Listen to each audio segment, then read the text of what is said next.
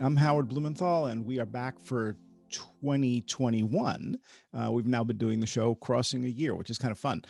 So this is Reinventing School, and today we are as close as we can get via Zoom to Tennessee. Got a whole lot of people from a whole lot of parts of education within the state of Tennessee, but the most important person here is a gentleman named Jakari. So we're going to start there. Jakari, you told me that you are somewhere near Chattanooga, Tennessee, which is probably a place most people cannot find on a map. So tell us where you are. I'm in Chattanooga, Tennessee, in Eastridge, and I go to Eastridge Middle School, What grade are you in? 7th grade. 7, right? And tell me what your life is like. Tell me what you're interested in. What do you spend your time doing? I like to play sports, play games, and play with my friends. What kind of sports? Football, basketball, and baseball. Tell me a little more detail on that. What do you, when you're playing baseball, what's your position? What are you particularly good at? And what are you like, yeah, you know what, I could do that better? I can practice on pitching, and my position is right outfield. Okay. And in the other sports you mentioned were? Football, I'm a lineman, offense and defense. And Cool. I played basketball when I was younger, like when I was 8 for my church, and I don't remember my position. I don't think we have positions. Okay. And tell me, how old are you? And um, what do you think life is like 10 years from now for you? I'm 12 years old, and 10 years from now, I'll be 21, no, 22. And I'll probably be in college still, playing for some athlete team in college. So you think sports is kind of a future for you? Yes. What about academics? What do you like school? It's just okay, not so much for you? I like school. It's decent. It's decent. Okay. We'll be taking that apart. So when you say it's decent, what do you like about it? What's working for you? Uh, like I get to see more people, meet more people, and learn new stuff. What did you learn? You were in school today, yeah? Today I was in online school. Okay. What'd you do?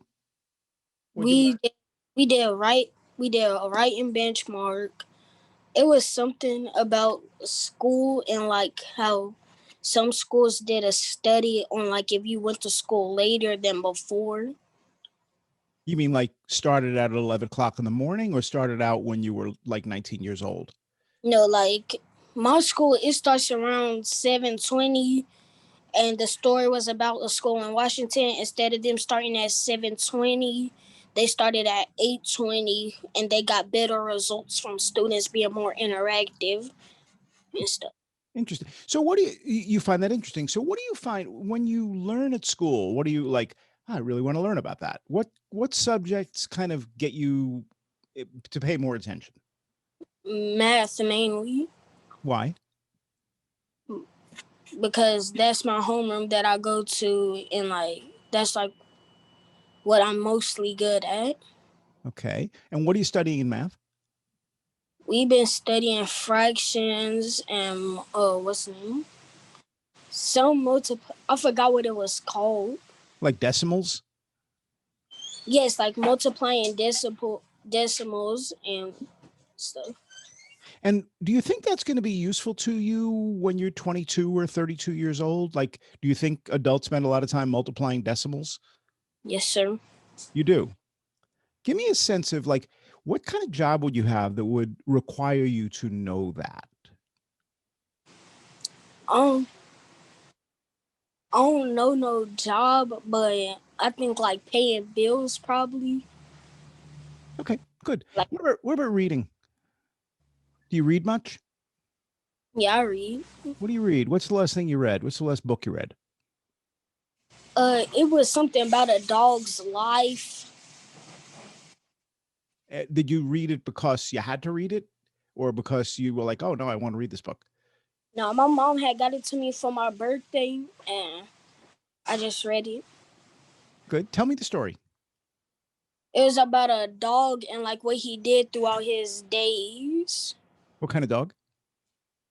It ain't say all of that. It just like described what he looked like. He was white with brown spots on his ears and face. Got it. Okay. Um, big dog, little dog? Medium. Medium dog. Okay. Anything you remember about the book? Anything like, wow, that was a really great scene? Oh, well, he went outside and played with other dogs that he met, and like they just played with his favorite toy. Okay. All right, good. We're going to come back to you, but I just to keep everything moving and because of people's schedules, um, there's a person who has a much greater responsibility for school in Tennessee, and her name is Dr. Penny Schwinn, and she is the, well, I'll let you introduce yourself because I'm never the ideal choice for introducing people. So Penny, who are you and what do you do?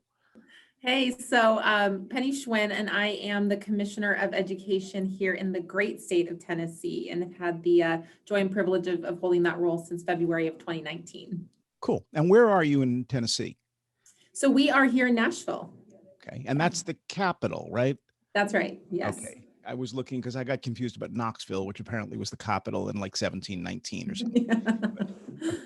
So I want you to take what Jakari talked about and take it apart. Does it sound to you, because you listen quite a bit and evaluate what's happening in your state? Mm-hmm. How's it going? So I will say, we are in the middle, obviously, of a pandemic that none of us have experienced anything like it before. And I think what you heard from Jakari is what we're hearing from students across the state, which is one, students have big dreams. They have things they want to do, not just this year, but they want to do for the rest of their lives. And I think what we heard from Jakari is he's got big dreams about sports. And in 10 years, he's going to be in college. And that means we have to prepare our children to be successful 10 years down the road, even though we are in the most challenging time period I think any of us have ever faced. I heard from Jakari, a brilliant young scholar who has, I think, a lot of good ideas about the things that he reads, how he interacts with school, whether that is in person or whether that is online. And I will say that his district and the superintendent and leadership there have done a phenomenal job to get him to a place where he can be so articulate about how he interacts with texts, what he thinks about himself and his place in that work, and then certainly where he sees himself. So that is where we are in Tennessee, and we will continue to push forward because we've got a long ways to go. Tennessee is a pretty varied state, right? You have a lot of different ethnicities. You have a lot of different income levels. You've got an interesting combination of very, very rural, or maybe I'm reading too many comic books, and you've also got several very sophisticated cities. You also have a lot of heritage, and those heritages are quite different depending on whether you're in East, Mid, or Western Tennessee, I would think, right? And also whether you're north or south in Tennessee, because you touch a lot of, you're sort of an interesting crossroads. So tell me more about Chattanooga. Tell me more about that area and the kinds of challenges that Jakari and his friends might be facing and whether that's common across the state. Yeah, so and we've got, I think, the great superintendent from Hamilton County who can speak better than anybody about, I think, the exceptional work that's happening in Chattanooga. But what we're seeing in Jakari and is what we're seeing across the state. It just looks a little different to what you said earlier. So we have students, all of them are brilliant with high potential and want to go big places when they are done with their K through 12 education. But when you're looking at an urban center like Chattanooga, you have density of population, and we do have some rising rates in a lot of our city centers. You have a varied kind of access to internet, which has changed the access to education for many students, especially over the last 10 months. And I think you have a district like so many of our districts that are focusing on high quality instructional materials, exceptional professional development for teachers, and a real clear focus on early literacy. And that is really providing completely different opportunities for children than would have otherwise been there. So what are the big challenges? What are the big challenges? If you had to enumerate 1, 2, 3, here's the stuff that we need to figure out that we don't have figured out yet. So I think number one, we've got to figure out early literacy. We are at a place in our state where we've made big progress, especially over the last 10 to 12 years. but 37% of our students are proficient on our third grade test. And we know that if students are not proficient by third grade, fewer than 10% end up proficient by eighth grade. And that affects dropout, that affects later on teen pregnancy and all that as well, right? That's right. That's right. 4 times more likely to drop out of high school, significantly more likely to have adverse outcomes as adults, including economic prosperity and health outcomes. Are you guys worse than surrounding states or about the same as surrounding states? You know, I think we've come a long way. So if you look at some of our border states, especially in the deep South, Tennessee has come a very long way. And now we're right in the middle of the pack. That is a big deal. And we also know, when I talk to superintendents and teachers and families, we are excited about where we are. And we know that all of our children deserve that chance and opportunity. So we're not going to stop until then. How'd you do it? So I think you do that through a couple of things. I think number one, you have to have exceptionally strong materials in the classroom. You have to make sure students are learning from the best possible things in front of them. You have to make sure that we have exceptionally strong teachers, and that includes both how we prepare them as candidates to be teachers and then the professional development that they get when they are in the classroom. And number three, it takes more than just the teacher and the student. It takes the family and the community advocacy partners, leadership across the state to invest resources, time, capacity, and energy to moving literacy forward. So how do you deal with, I mean, you've had a lot of change in Tennessee, a lot of positive change, but the parents and the grandparents, hey, I went to school, what I did was just fine. There's no reason to change it. I'm sure you've heard that once or twice. That's right. How do you think about that? So I think that it's balancing respect for communities and perspectives, and then also painting a picture of what could be. And so when I sit down with a parent who might feel like what I had was good enough for me, so it's good enough for my child, we talk about what that means. And we talk about the dreams they hold for their children. And every parent I've ever talked to says, I want what's best for my child. I want my child to be able to do whatever it is they want to do. And they've got big dreams. And we connect that to here's what we're trying to do in education, and here's how it helps your child achieve those big dreams. And it has nothing to do with saying one is right or wrong or better or worse. It's about how we come together and move forward. And that's why with Reading 360 and some of the work that we're doing here in Tennessee, we've got great partners here, I know on the call today. It is about saying that parents have to be part of the solution. It cannot be families here and school systems here. We all have to come together because we all care about that child.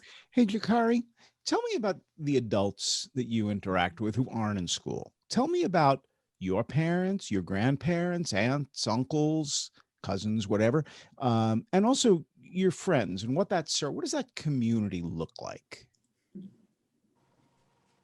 My mom and dad is out of college. They helped me a lot with my schoolwork, especially last year, because I was new to because the coronavirus had came and had started affecting us. Then that's when we had to do online school, and I didn't know how to do all of it. So that's when my mom and dad started helping me with it. And now this year, I don't need help because they helped me last year. Yeah, fair enough. So may I ask what your parents or grandparents do? Like what for work? We lost you for a sec. There we are. My mom, she worked at Volkswagen. My dad is a manager of a floor company called Happy Feet. And good. And will you be the first person in your family to go to college, or no, one of my older brothers, they already went to college. And what do they do now? Or what does that person do now? I don't know what he does, but he's starting a clothing line. Cool. That's great. Do you feel as though the adults in your community are kind of helping you, or is it really just your parents? Like, do you feel as though you're surrounded by people who are like, hey, we got to really make sure Jakari does great? Or is like, yeah, you know what? That's mom and dad's problem. All of them help. How? I remember one time my dad had a seizure back in 2019 or something. 2018 when I was in 4th grade. And one of my mom friends, she had came and she took care of me, my little brother, and my little sister. And my 2 older brothers, I don't know where they went. But my mom stayed with my dad at the hospital. family matters a lot. Um, Penny, in Tennessee, and I know this is true for Kentucky, so I'm going to guess this for Eastern Kentucky, faith-based communities, communities that are very tightly knit. There's a different sensibility about responsibility to one another that I found throughout everybody. I spent about a week in the hollers of Eastern Kentucky, and it was a revelation to me. Can you talk about that a little bit? I can. I think the thing that always strikes me when I go on school visits, and I'm in schools about once a week, is the first thing anybody asks me is, how are your kids? How's your family? It's like we're gonna take care of our family and our community first, and then we'll get down to the business of what we're here to do. And there is something about that, about prioritization of people and people as human beings and that close-knit community that I see across the state. It is a really beautiful and very moving thing because it means we are all in it together. We are all here for and with one another. And it does allow us to have conversations rooted in what's best for our children, because there's a collective responsibility for children. And I think that that's incredibly important and very unique in this state and certainly some surrounding states. Are you a Tennessee girl? Did you grow up in Tennessee? Where'd you grow up? I was smart enough to move here. So I grew up in a little tiny town outside of Sacramento, California, and moved here from Texas. So I've seen the difference. How long ago did you arrive in Tennessee? 2 years. 2 years almost to the day. Okay. So this is all still a bit new for you then. It is. And I think it's been nice because part of what I've been doing, I've gotten to almost every district now, but you look at things with fresh eyes, because I did not have the privilege of growing up here. And so every time I'm in a classroom or a new community, it's something new and I'm learning something different. And I've gained a phenomenal appreciation for what has been built in this state over years and years and years, and the level of commitment everybody has to one another. And so I am very, very proud to be able to raise my little girls and my son here, because I think it is one of the most authentic, beautiful, and family-driven places I've ever lived in my life. What were you totally wrong about that you had this one idea in your head and you showed up in Tennessee? It's like, well, that was, yeah. You know what? I am going to say that I was wrong about how to order tea. So I'm a big iced tea drinker, and I had to be very clear about sweet versus unsweet. So that's something I was wrong about. But in all seriousness, I think I was wrong about the commitment. What I knew about Tennessee was that there had been a longstanding commitment to education and growth and acceleration. I was wrong about how strong that had remained over time, because that's just not what you see other places. People make that acceleration, they say we've done it, and then they move on to something else. The level of depth of commitment is extraordinary here. Cool. And I know you have a commitment that is elsewhere in just about a minute. So thank you for staying. And there's lots of other people to meet here. So thank you for that. I want to jump over to Sarah, who's a first grade teacher, right, in Cookeville. And I know Cookeville because there's a well-known public television station there. But also, from what I've heard from the person who runs it, is it's quite a special place. It is. So maybe that's the example that Penny was pointing at, or one example. Tell us about you. Tell us about the place you work. Well, I actually work in Baxter, which is very close to Cookeville. We're in the same county. But a lot of what Penny was saying describes Baxter and Cookeville and Putnam County as a whole perfectly. And place us then. You're in the northern central part of the state, right? Yes, Middle Tennessee, right close to East Tennessee. So tell us about you. Grow up there? Well, I am a first grade teacher. This will be my 5th year teaching. All of my students this year are remote, and so that's been a different style of teaching, a little bit of a challenge, but we've worked through it, and it's going really well at this point. And tell me about you. Why are you a teacher? Why did you not decide to mess around with decimals and fractions and stuff and do whatever it was Jakari was telling us that we grown-ups don't do? quite get into decimals, but I remember as a child playing school, and I always wanted to be the teacher, and I always wanted a whiteboard. I wanted to write on a dry erase board, and I loved to read, and I loved to read to my stuffed animals, to my cousins, and I guess my love for reading and my love for learning, I wanted to do that for my students and keep that going. So this was really in you from an early age. Yes. Jakari, tell me about your favorite teacher. My favorite teachers gotta be my 5th grade teacher, Miss Hallway and Miss Maben, Why?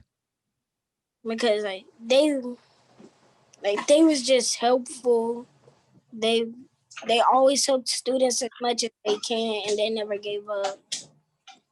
Why give up? Why would a teacher give up? How does that work? No, they never gave up. They never. Yeah, but I mean, do some teachers give up? I never had a teacher that did. Okay, fair enough. Tell me, without giving the name, about your worst teacher. Everybody's got a worst teacher. Come on. How am I supposed to do that? Oh, tell me about an incident. Tell me something that happened, but don't point at that subject or anything like that.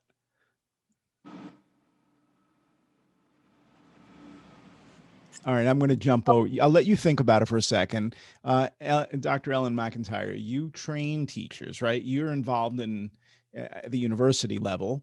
So before I ask you for anything about credentials or what to do, tell me about your worst teacher. Oh, that's kind of easy. 2nd grade, unfortunately, just a mean, hateful teacher who bullied some children and favored others. And I was not one of those favored. I was also not one of those bullied, but I was smart enough to know the difference and to know that this was wrong to be treating children in different ways and unfairly and hurting children. I remember it like it was yesterday, and I'm plenty old. And this is 2nd grade you're talking about. Yeah. So Jakari, I think you were going to say something. Yes. My worst teacher incident is that she acted racist to me and my other friends who are also African American. When you say racist, what does racist mean? Like to treat a different race different. How? Without that incident necessarily. Like what she did to us? Yeah. Did she call you names? No, she wouldn't call us names. What she would do is she'll just pick on us and she'll be bullied. She'll I know one of my friends, something broke in the class, and she pulled out all the African American kids. And it wasn't even none of us who did it. And we tried to tell her that it wasn't us. We was telling her who it was, but she just wouldn't listen. Yeah. Ellen, is that common? You're on the border of North and South. Did you grow up? Are you a Tennessee person originally, or did you move? Kentucky, actually. I'm sorry? Kentucky. I grew up in Kentucky, northern Kentucky. Mm-hmm. Yeah. So more Ohio-ish than. Yeah. Yeah. I still call myself a Kentuckian though. Okay. All right. But more towards Ohio than towards Alabama is my point. All right. So you train a lot of teachers. Mm-hmm. Hundreds, thousands? Give me a stat. Hundreds every year. And this is my 3rd institution where I've been training teachers. And so it varies by institution, but yes, hundreds every year. Big responsibility, not only to train them, but watch them come into the, so not all of them are going to be ideal. True. How do you look at a teacher? And I want you to give me a Tennessee perspective here with family and all of that. How do you know that person, it was clear to me from the moment Sarah opened her mouth that this was going to be a teacher. Sarah, yes? We don't see you cutting away. So Sarah, is the description about right? Yes. Okay. Do you, and I'm going to jump over to Sarah again for a second. Sarah, as you look around your school or other people you trained with, are there some of them where you go, maybe you ought to be an accountant? No, I'm very blessed with the people that I work with. Everyone, they put those relationships first that Penny was talking about, and we're here for our children, and the other business can come after that. And so I'm really blessed at our school. We're a smaller school, but no, we're all here for the right Good. reasons, I believe. Ellen, if you're looking at a whole lot of people, some of them probably are better fits than others. Tell us how you think about that, and bring it back into the world of Jakari and his, and his unfortunate situation, right? Well, first of all, we do, even before we admit them into programs, we interview them and try to get at some big ideas, even whether or not they have racist concepts. But sometimes you can teach prospective teachers to be anti-racist. We try to assess before any candidates even get into our program if they're going to make great teachers or not. And we look for enthusiasm, we look for dedication, we look for experience playing school like Sarah did at home in her childhood. Those are the kinds of experiences we know are a great foundation for making great teachers. How do you say no? Oh yeah, well, there's several ways we say no. And saying no at the outset is actually not the challenge. The big challenge is saying no after they've been through our program and they get to student teaching and we didn't do our job well enough that we would feel safe putting them out there, or they just finally really, they're just not ready. That's the tough job. So, Dr. Brian Johnson, you have some interaction in hiring teachers, yes? Some level of interaction in hiring teachers, yes. Okay, so tell us where you are, because you're somewhere else in Kentucky, right? I'm in Tennessee. I'm Tennessee. in Hamilton. Yeah, I'm in Hamilton County. We're very close to Kentucky from the standpoint of our state, but Vols are a little bit better than the Wildcats. So we are in Chattanooga, Hamilton County. Yeah. Okay. So, how are you sure this is a Tennessee teacher? And I'm going to assume there's a distinction between a great teacher in Tennessee and a great teacher somewhere else. You guys raise all of this to a pretty high level. Yeah. Well, our state's done a great job over the last decade plus of really taking several strategic actions that have made a significant difference in raising the expectation for schools and ultimately for students. And so when I think of things like the evaluation framework and bringing clarity around what the expectation is, and not just for teachers, but also for leaders in the ways in which we improve, the practice of teachers and give actionable feedback. The rigor of assessments and the rigor of standards has really, it's really elevated the expectations and the level of work that teachers have produced. And it's been hard. I've been teaching in class for myself. I mean, it's been hard. What's work. hard about it? What's the hard part? Yeah, it's tough to dig in. I mean, any change is difficult. When you begin to change things like standards, when you begin to change things like assessment in particular for what I found with teachers, many teachers are perfectionists. They're great at their craft and they want to get it right for children. And so, it's that productive struggle of learning new standards, of learning the way, the level of assessment, the way students are going to be expected to perform. That's the productive struggle that ultimately makes the work really challenging. And when you make shifts like, even we have in our system and move into high quality instructional material and really zeroing in on, the area of literacy, those are challenging situations that our teachers continue to amaze me in how they rise to the occasion. Hey, Jakari, do you think that the stuff that's in your head, because you've been in school, right? So a lot of stuff's coming into your head. Do you think that what's in your head is pretty similar to what's in your best friend's head? Or do you think that those are different because you have different heads?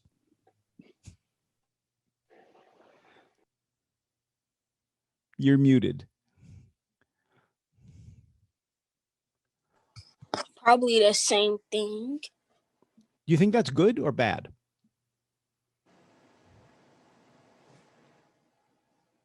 Probably good. Why? Because Everybody should know the same thing? They knowing the same thing. Okay. So I want a little debate here because Sean Kimball, you do a job that's somewhat similar to what Brian Johnson does, yes, but in a different county. That's So right. where are you? Lauderdale County, over in the western part of the state on the Mississippi River. So you're near Memphis. We are just about 50 minutes north of Memphis. Cool. Great. Okay. And there's all sorts of food discussions I want to have with you, but we won't do that right now. So, Sean, Brian, do you know all the same things? Tell me what you're interested in, Sean. No, I'm sitting in the presence of the Tennessee Superintendent of the Year, the national finalist for Superintendent of the Year. So no, probably not. But no, I mean, professionally, yes, I think we probably come across a lot of the same issues. And even though, Dr. Johnson's working in a much larger district than mine, there's still a lot of similarities and things that we cross some of the same struggles. What have you learned in the last couple of days, last week? Apart from the obvious political craziness, right? So just on a personal level, like what are you like? I really want to spend time learning about this. What do you like to learn about? You're still learning, right? Professionally or personally? Or yeah, well, professionally, we're exploring what we think to be some pretty cool initiatives in regard to the stimulus funds, things that we haven't thought of before for students. Like what? One of the things that we're, it's ironic we're talking about, preparing teachers. One of the things that we struggle with in a rural district is finding teachers now. We didn't used to have the shortage we do. So we're trying to innovate and discover ways that we can recruit and retain teachers. We think we do a pretty good job of bringing them in and getting them, where we think they should be, and then they leave to go somewhere else because the community doesn't have a lot to offer. So okay, so that's something you think about, yes? Yeah. Brian, do you think about that much? Yeah, absolutely. We're in the midst of getting prepared for budget season, and as we do that, even absent the stimulus funds, we're always thinking about our strategic plan and how we might accelerate student achievement, which is our core business. And so, we're thinking about things that also are areas that we want to refine more than and reimagine more so than just completely disrupt. We really want to get better at things like intervention for our students. Obviously, there's been a lot of conversation about early literacy, but we're really trying to look pragmatically at what we do and thinking about, whether it's Wilson, Spire, training and support is really what I'm getting at for our teachers, and really making sure that there's a really deep understanding of what our expectations are. So related to literacy, right? Absolutely. And not just literacy, but that's a focus. Okay. So, Brian, when you have the weekend and you're not buried in work, what do you want to learn about? What do you spend your time doing? Well, personally, I have a 9-year-old son that's quite active. And so if I'm not chasing him around, I've really tried over the last couple of years to get better myself, and I think a lot of times when we get to these roles as superintendents or whatever, we're considered, you can miss the opportunity to get better. So I've had a chance through some Stanford programming and other programs that I'm in to really, really perfect my craft or attempt to. So professional development, yes? Absolutely. Okay. Absolutely. And Sean, not to say you're not doing professional development, but what interests you outside the world of school? Well, much like Dr. Johnson, I have two boys that keep me fairly busy, but I enjoy spending time with family and finding ways to engage, and that's been a little harder under the pandemic. But, yeah, sure. Those are the things I do outside of work. Sure. Okay. What I was getting at, and maybe Janice or Lisa, who are going to join us, and or Sharon, we still have more guests coming. Right? When I think about learning, it's very self-directed. It's very selfish. I want to know what I want to know. I don't necessarily want to know what the teacher wants me to know. Those are different ideas to me. I know the stuff that the teacher the teacher's telling me I got to know, but there's a whole world out there, and there's the internet, and there's television, there's media, and there's experiences, and there's walking in the woods and all those other things, right? So I know we're all serious about school, but school's really only, what do we got? 20 instructional hours a week out of 168, right? So it's not the biggest thing we're doing. It's not the biggest thing in my life. It may be for you guys because it's the profession, but kind of wonder about that. So Janice, how much time are you fussing about school? And when you're not fussing about school, what are you fussing about? And what is it that you do and where are you? Okay. Well, I hope I'm not fussing too much. We're probably all fussing a bit about the remoteness of our world these days. But I'm located actually in Upper Cumberland, so the Grand Division, Middle Tennessee. Upper Cumberland encompasses Putnam County, Cookeville, the Baxter area as well there. So in English, what all that means is you're kind of at the top of Tennessee in the middle. That's right. Thank That's you. right. Okay, good. All Yeah, right. middle and headed east. You'll pass right through. And you mentioned, Cookeville is the center of the Upper Cumberland region. Got it. Yeah. And what do you do? So what's your job and what do you do when you're not doing your job? Well, a core office. So a Centers of Regional Excellence. I'm a core director. We have 8 of those across our state. And so these are, a part of our system statewide structure. And we have a team that helps support districts. So on my team, I have a ELA consultant, math, data. So just a robust team that helps support the academic outcomes and the big priorities that our districts are working toward. And are you in the schools? Your organization is in the schools kind of helping the teacher directly, or is it kind of home tutoring and stuff?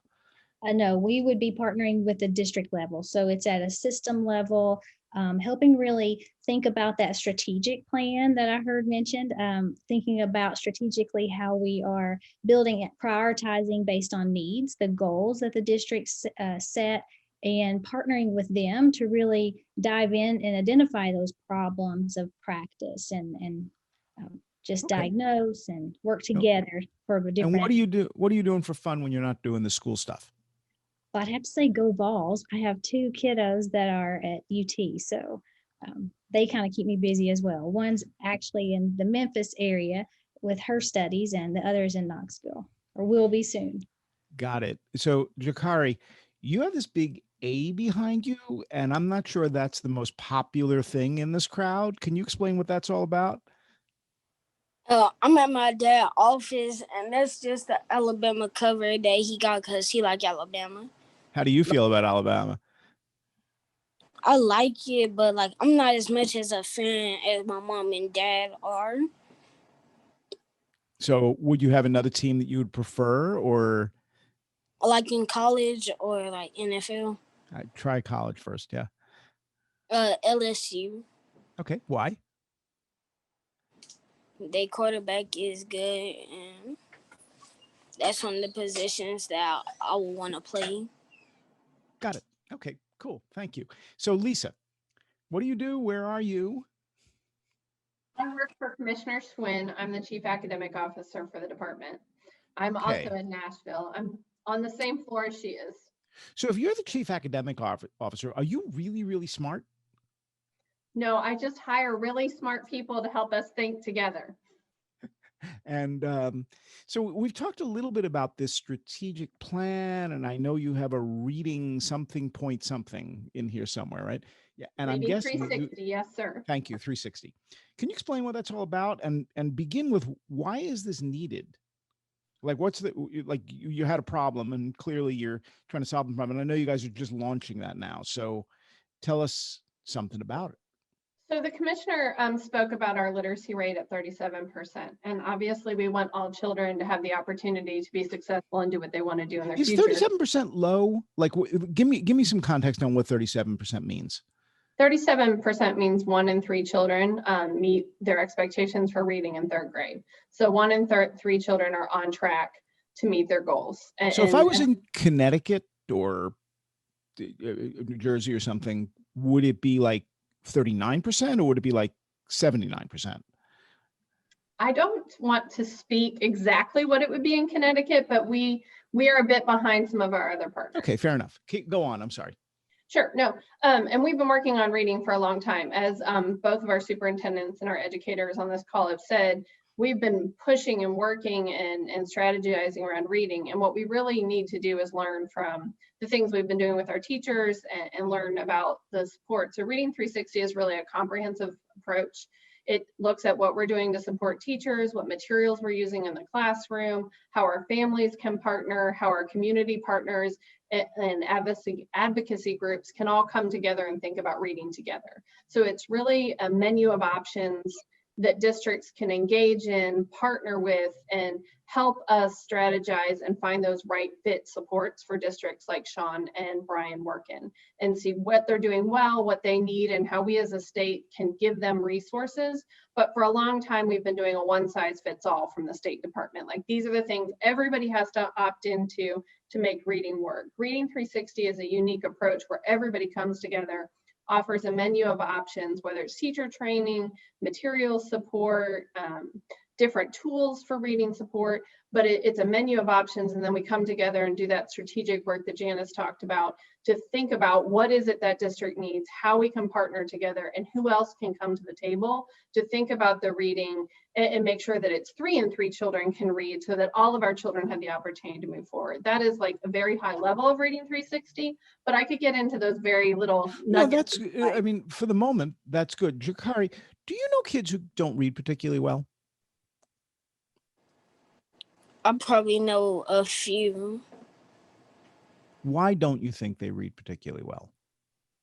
They probably just like not into reading or nothing. Like, they probably like don't like read books for real, and they don't like it. Why not? They'd rather do something else, or they struggle with, like, what's the reason, do you think? Rather like do something else, like play the game instead of reading. Okay. So, Sean, so reading, I mean, why not writing? Why not math? Why not football? Why does reading sort of raise to the level where Lisa's got a whole big program about it? Well, and that's a really good question. We think that reading and literacy, is foundational to everything. Math's important, but if you're basically illiterate, none of those connections can be made, in the real world. And one of the things that we are doing, and I think we're doing really well, is incorporating writing into the literacy program. And I think that's one of the reasons that we're seeing our students begin to comprehend and do much better, is because writing and reading are not separate things. So this idea of reading as a fundamental skill, how are we doing on the adult side? It's great that we're working with kids, but what's the literacy rate, do you think, in Tennessee or someplace else? Anybody have an idea of what that looks like? And can somebody explain what level 1, 2, 3, 4 literacy is all about?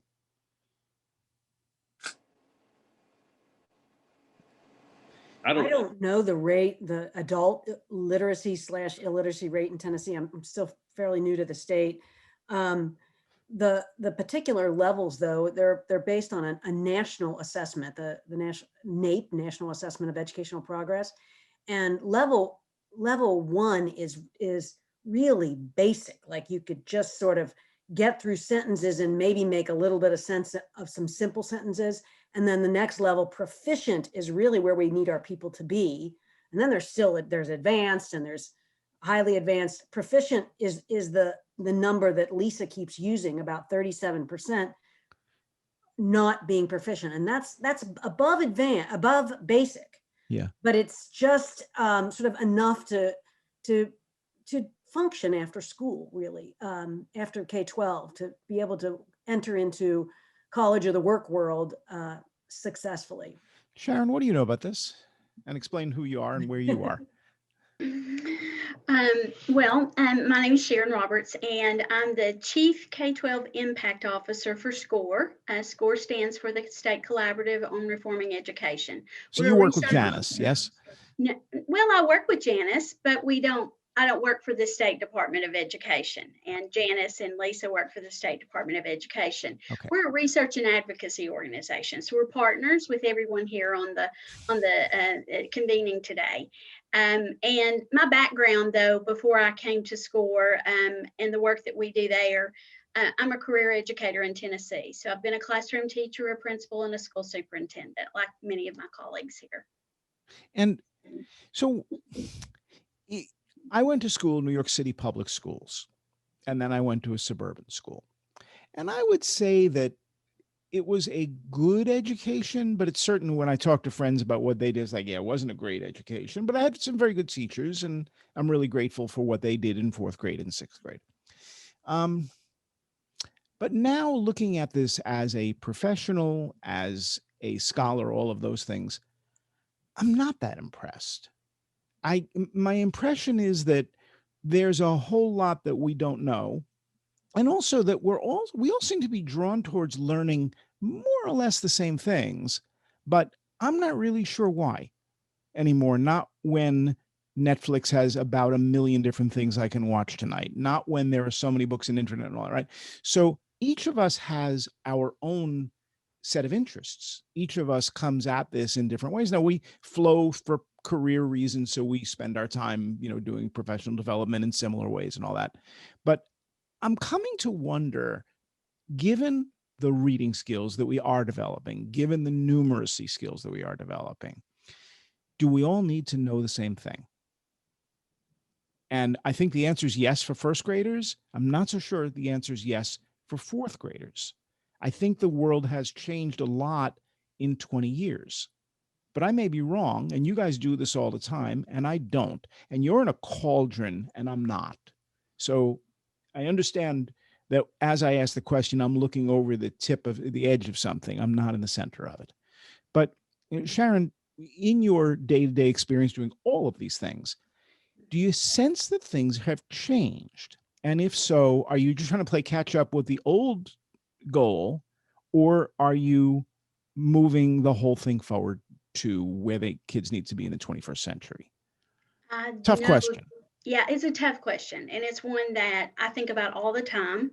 I refer to this as, my unfinished learning as a career educator. And I've worked in 3 different school districts in the state, as well as, doing this work that's advocacy and research based. And we really look at data and those kinds of things. And fortunately, one of the things at our organization we really want to focus on is looking for better policy. And we've been interested in this area of literacy for a long time. So about 5 years ago, we started working with a group of students. Sean's district was actually one of those. And we started asking this question with the superintendents about how we improve literacy in Tennessee. There were other companion things going on at that time. And what we've learned through that work is that it's incredibly important to build knowledge. And that, there are skills with reading and with everything that we do that we need to develop, but we were probably spending way too much time on the skill development, with the exception of teaching children how to decode words. And I don't think we've done a great job of that. I call it my unfinished learning in my work. Yes. And so it's about building knowledge. So just as the point you're making, students have basic information and an understanding of how things work together, so then they can explore those things they want to do. And as Commissioner Schwinn said, and as Jakari's told us, be what they want to be. Sarah, you're at the beginning of this, right? You're seeing kids who are 6 years old, 5 years old, 7 years old, somewhere in there, right? Yes. Do you sense they're different from the person you were when you were teaching your stuffed animals? Yes and no. How? I think that the community is different. They're growing up in a different community than I grew up in, first of all. Different families than what I had growing up. So how so? Those outside factors that students face. I grew up in a home that my parents were married, and I lived with my parents, but not all kids grow up that way. And I wrote down on a piece of paper as I was listening the word equity, building that background knowledge and giving these students the knowledge that they need to be successful readers and to be successful when they're in high school and on after high school in their college or their career. That's why we do what we do in literacy. Because some kids in my classroom, they may never see outside of their yard, and the knowledge that they have compared to what another student that they get to go and do things and learn things, they're very different. So it kind of levels that playing field to make them successful. Brian, you're in a very different environment. It sounds like you guys are in different parts of the state, but it also sounds like you're dealing with sort of another version of those issues. Can you illuminate for us a bit? Yeah, well, I mean, we mirror the state from a demographic standpoint pretty strongly. We're urban, suburban, and rural. And so it creates some complexities in regards to how we approach things. I think broadband was being mentioned earlier. We've got areas of our community that have direct access to broadband, and we've got areas that do not. And so we've got to be thinking through all of those things as we try to support children. And you know, Jakari happens to be in an area of our district where they're in one of our feeder patterns that really has started to do really good work over the last several years. And I had a chance to engage with Jakari yesterday, and really just am very proud of him and the hard work that he's put in over the last couple of years to continue to improve academically. And so we are a very diverse system. Jakari, do you think you're working hard? Yes, sir. Tell me about that. Tell me what hard work looks like. Like, I do all my work. We have this thing called Already. I do it for 20 minutes a day when my teacher do it. What is it? What? What is it? Already? Yeah. It's like this learning website where you have math. You have these two different options. You got math and reading, and in those two options, you have random lessons that it will give you, and my path, which is like my path is like what the teacher assigns you, and we supposed to do it for 20 minutes a day, and I do it. And when I'm done with that, sometimes I'll just do the random lessons, and I feel like that's what helped me most. How about learning outside school? Do you mostly rely upon school for learning, or do you think you learn more outside of school? In reading and math, I feel like I can learn more in school, but in like science and social studies, I feel like I can learn more outside of school on those two. Like what? On science and social studies, what kinds of things could you learn more effectively outside of school? Different animals, plants, and like different things that I see every day walking up the hill. A lot of observing and questioning then. So Yeah. Lisa, how does this fit together? You have control of the kids for 20 plus hours a week. You don't have control of the kids for most of the rest of their time. Do you think, I mean, obviously they're learning. The question is, are they learning what is on your list, right? I don't think it's about learning on our list. I think it's the skills that make you a learner. I think you've asked several times, what are you learning on your off time? What do you like to read about? What do you like to think about? I think it's that capacity, right? If I don't have the skills to read and build knowledge, then I can't build the knowledge I want to build. I can't go learn about the things I want to learn. So I think one of the key equity rights we have for children is to give them the capacity to learn everything they want to learn, which means they need to be able to read, they need to be able to make meaning, they need to be able to explore, they need to be able to do those things. So one of the critical needs we need to do is give them all the skills and all the capacities to be able to do that well once they leave us. And once they do those, not 20 hours that we have them, we have to build those opportunities and build those capacities in our children. And that's very important to providing that equitable opportunity for their future so that they can become adults who choose what they want to read on the weekend, choose what they want to learn about. If they can't read well or they don't have that capacity to build knowledge, then they don't have the opportunity to do what they want to do. And our job is to build those skills and strategies so kids can learn, so they can become those adults, so they can do the things they want to do and build the futures and the dreams they want to build. So if you looked at this 20 years ago and you gave it a letter grade, what you just described was the necessary. What would you, what's on the report card for how well? We did the best that we knew how to do. So the report card was different then. We didn't know as much as we knew about how to teach children to read, how to help them build sounds, how to do all those basic things, how to help them learn about the world. I think we did a good job for what we had. I think we know better now, just like we have better technology, we have better opportunities, and we have to learn from what we've learned and done in the past and get better at it. Brian, if you gave a letter grade to your K through 12 education, you giving it an A? I think we've always got room to improve, and so I think I give our effort an A. I absolutely give the work that our teachers and leaders and staff are doing an A. You asked some tough questions too, by the way, and I wouldn't like to have you in the interview, but I really do believe that our teachers and leaders have done an A. But I think to Lisa's point, we've gotten better at really understanding what it is. I've never found a teacher that didn't want to do the right thing for students.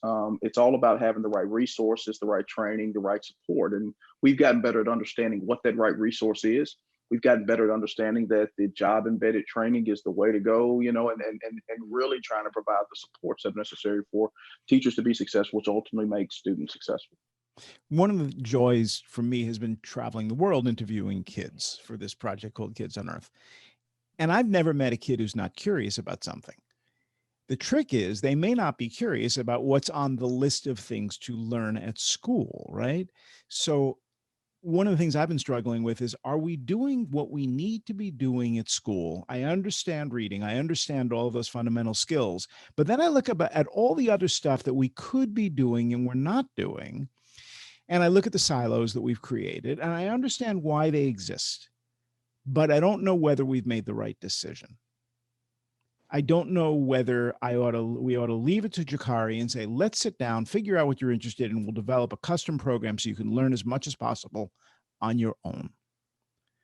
Jakari, without sitting in a room with 20, 25, 22 other kids, how does that affect your learning? If you could learn anything you wanted for a few years, but you didn't necessarily have to do the same thing everybody else was doing, do you have a sense of what that could be and how you might want to learn it? I feel like it might be a little bit harder just because, you won't, have as much help and, as many people as explaining. Yeah, fair enough. So, Ellen, if you could learn anything, what would you learn? Habla español. There you go. I would want to get fluent at Spanish. Okay. Would you prioritize that over other things in your life? And would you feel as though you've got to do that with a group of 30 people who can't speak Spanish either? No. How would you learn it? No. Spend a lot more time in Mexico. These are some things that I've already done. Go to Mexico, spend time at a cultural institution, and then come back and practice and do a lot of reading on my own. And then find small groups of people to talk with. So partly independent, partly with others. Okay. Partly travel. Lisa, how does that play against the way that school is designed? The way we learn, the way school is designed. Same thing, different thing? I think it's a mixture of those things. I think you've said a couple of times, are we all learning the same thing? Are we all marching to the same piece? I think there's some structures in school that are designed that way, but I think there are also some structures in school, and we're learning through this digital space where we give individuality and creativity and spark that interest and have the opportunity to do that. I think we're still learning how to do that well. I think we're still in the process, so to speak, of reinventing school, but I do think we are getting better at that. I think one of the key things, though, is I can't learn about the things I want to learn until I have some of those foundational components. And so all 30 kids need to know some foundational things to be able to build that knowledge and build that curiosity and creativity in new ways. Janice, what do you think? I have to agree and think about it. Just resonates how important reading is. It's a gateway to all subjects. It's an entry point. So ensuring equity and access, and just going back to what I've heard others say is that strong belief that as we work together to pull resources together for students to have opportunity to be whatever they want to be and to learn about anything. So just providing those opportunities. And I feel like the Reading 360 that we're engaging in and promoting as we move forward, it helps build on things that we've done in the past, moving from, as I think about Race to the Top, where we had a lot of teacher training and opportunity there. We learned that we needed more intentional supports to go back and structures for that. Then coaching components we've had over time and learned. And so now with Reading 360, having high quality materials in our schools, coupling that with the networks, we can really dive into support the areas we want to improve in each school district. Sarah, when you look at how many kids do you have in your class? This year I have 10 remote. Okay, 10. Wow, that's a small class size. All right, take yourself out of the land of COVID for a bit. We all should do that, right? So you're facing 10 kids in a classroom, and 3 of them, you're looking at them going, yeah, reading is a stretch for you. You're not getting there, and I'm not getting you there either. Does that happen? And if it does, what do you do with it? I don't think that I would probably think of reading as a stretch for you. But I think it goes back to, if I am teaching reading and they're not quite getting it, then I need to kind of do some reflection myself and tap into those interests and kind of play into what makes them who they are and what lights their fire for learning, and kind of change it to tailor them. It's not what works for one child isn't going to work for all. Fair enough. Jakari, if you had to rate, what of the 3 sports you named that you play, which one do you think you're best at? Baseball. Baseball, okay. And you said you were playing right field, right? Yes, sir. And you're hitting. So if you had to give a letter grade to your hitting and your fielding, what would you give? For outfield, I'll probably do around a good 9.5. Okay, good. And hitting?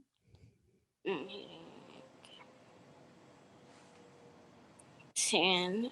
Okay, there you go. So if I was on your team, you would look at me and go, on this guy's best day, he's not getting past a 1. He just isn't very good at it. Now, Sarah, you're my teacher. I'm crying. I'm in 1st grade. You know, and I know, I ain't never going to get better than that 1.2. It just isn't there. If you push me really hard, you'll get me maybe to a 1.5. But Jakari, by the time he's in 3rd grade, is going to look at me going, do we really have to have him on my team? Because not every kid is the same. There's other things I do pretty well, but sports, not so much. What do you do with that? You're going to talk to my parents and try to encourage me to have a catch? Like, where do you go with that? And anybody jump in, please, not just because, I mean, kids are different, right? We're all different. I think that we have to involve everyone.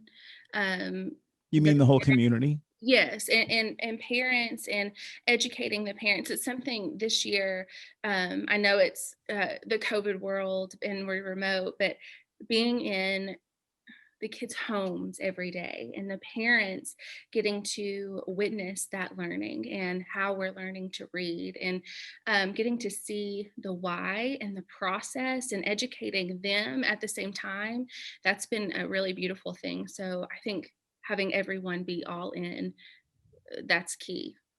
Sean, give me a district view on that, or a county view, or however you're organized.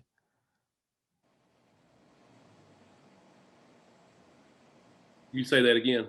Yeah, give me you have more than one school. You have a bunch of schools, right? So give me a view on that. Some kids just are better at stuff than other kids. So are we trying to raise everybody to the same level? Because I got to tell you, if you're trying to train me for baseball, you ought to be spending your time and money somewhere else. Ain't going to happen. I'd love it to, but it's not going to happen. So if everybody's different, why are we trying to do everything, bring everybody up to a certain level? Maybe some people just like reading better than other people. What do you do with that? Well, I don't think it's our job to decide, what opportunity people should have. I think it's our job to try to do our best in public education to give kids every tool that they can to be successful, whichever path they choose. And I know that's kind of a canned answer, but, it's not upon us to decide who gets those skills and who doesn't get those skills. We have to do everything we can to try to give every kid every opportunity possible. Hey, Jakari, do you think you're getting every opportunity possible, or do you think the stuff that they need to be doing? Because all these people are working for you. Yes, sir. That's not an answer. Do you think there's places they could do a better job? Because they will. So you can tell them what to do. Please ask them. I don't know how to answer that. Fair enough. Sharon, how would you answer that? I agree with my colleague Sean. I think we found in Tennessee, starting back a long time. I've been doing this work either in a district level or in the agency that I'm at for almost 40 years now, and I see that as we learn more, and I think Lisa, you said that, as we learn more and we do better, then we have raised our expectations for children. And I agree that we should not be, forcing square pegs into round holes and that kind of thing.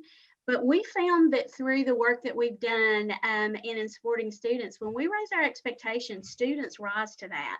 I know the work that Sarah's doing in her school and the results that they're getting, and in Sean's schools also, by having higher expectations for students and encouraging them and inspiring them and giving them the tools that they need. We're seeing children really blossom and bloom. Now, we still have equity gaps, we still have challenges, and we can do so much better. But I wouldn't want to give up on any of them. Well said. Thank you all very much. We will see everybody next week. Thank you all for participating in a fairly complicated group conversation, but we did it. If you'll all hang on for a second after the credits, I'd love to thank you in person, but for now, we're going to roll the credits. Thank you.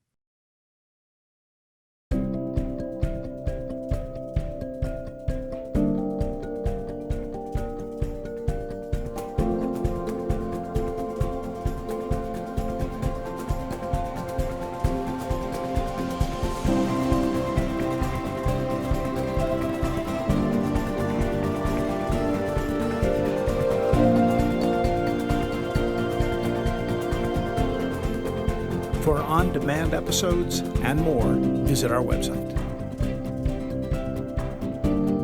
Kids on Earth contains hundreds of video interviews with students from around the world. Learning Revolution is a global collaboration network for people who care about learning. Be sure to join us next Thursday for a new episode of Reinventing School. Thanks for watching.